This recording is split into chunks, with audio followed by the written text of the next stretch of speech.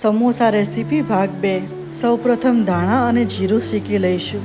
એક કડાઈમાં તેલ ગરમ કરી તેમાં જીરું અને હિંગનો વઘાર કરી મરચાં અને આદુ એડ કરીશું, તેમજ શેકેલા મસાલા અને વટાણા એડ કરીશું અને થોડા બેસિક મસાલા એડ કરી બાફેલા બટાકા એડ કરી દઈશું।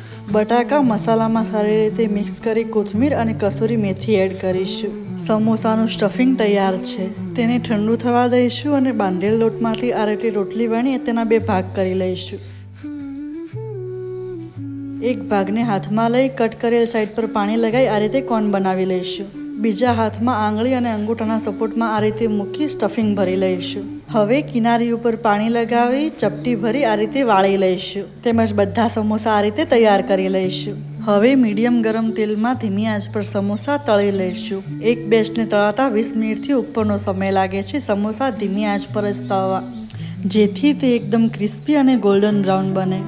સમોસા એકદમ ક્રિસ્પી અને ગોલ્ડન બ્રાઉન થઈ ગયા છે। બધા સમોસા આ રીતે જ તળવા તૈયાર છે, બહાર જેવા અને એકદમ હાઇજેનિક સમોસા। આ રેસીપી ટ્રાય કરો અને આંબલીની મીઠી ચટણી સાથે આનંદ માણો।